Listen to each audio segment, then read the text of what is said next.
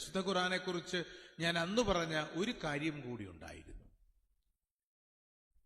അത് ലോകത്തിലെ പാരിസ്ഥിതിക പ്രസ്ഥാനങ്ങളൊക്കെ ഔപചാരികമായി ആരംഭിക്കുന്നതിന് നൂറ്റാണ്ടുകൾക്ക് മുൻപ് 1864 ആരംഭിച്ച എൻവയൺമെന്റൽ സൊസൈറ്റിക്കും എത്രയോ നൂറ്റാണ്ടുകൾക്ക് മുൻപ് ഈ ഭൂമി ഓടിപ്പോകാതിരിക്കാൻ ഉറപ്പിച്ചു നിർത്തിയിരിക്കുന്ന ആണികളാണ് മലകൾ അല്ലെങ്കിൽ പർവ്വതങ്ങൾ എന്ന് പറഞ്ഞ ഖുർആനേക്കാൾ കൂടുതൽ കരുത്തുള്ള ഒരു എൻവയൺമെന്റൽ ബുക്ക് ഈ ലോകത്തിൽ ഇല്ല എന്നാണ് ഞാൻ അന്ന് അവരോട് പറഞ്ഞത്.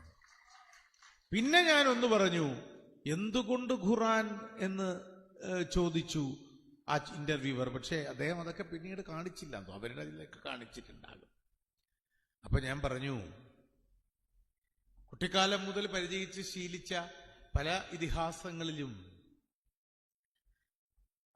സ്ത്രീയുടെ ആദ്യത്തെ തെറ്റ് തന്നെ ശിക്ഷിക്കപ്പെടുമ്പോ, മനുഷ്യന്റെ രണ്ടാമത്തെ തെറ്റ് ശിക്ഷിക്കപ്പെടുമ്പോ, രാജാവിന്റെ 50ാമത്തെ തെറ്റ് ശിക്ഷിക്കപ്പെടുമ്പോ പുരോഹിതന് 1000 തെറ്റുകൾ ചെയ്യാം എന്നുള്ളതാണ്.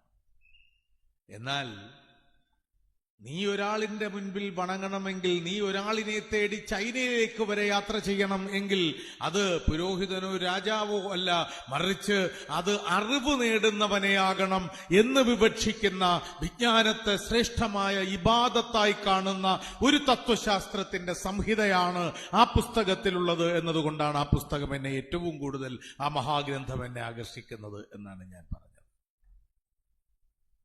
മാത്രമല്ല, സ്വർഗത്തിലേക്കുള്ള നിശാപ്രയാണ വേളയിൽ ചിലരുടെ ചുണ്ടുകൾ അഗ്നിക്കത്രികകളാൽ അരിഞ്ഞിരിക്കുന്നത് കണ്ട് നബി സല്ലല്ലാഹു അലൈഹി വസല്ലം ജിബ്രിൽ മാലാഖയോട് അബൂ ത്വാലിബിന്റെ സാന്നിധ്യത്തിൽ ചോദിക്കുന്നുണ്ട്, എന്തുകൊണ്ടെങ്ങനെ എന്ന്.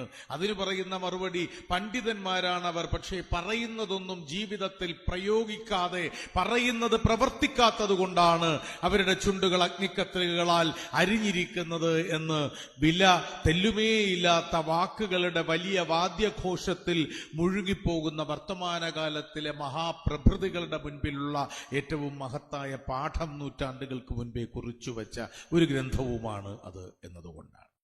ഇനി നമുക്ക് നമ്മുടെ വിഷയത്തിലേക്ക് വരാം.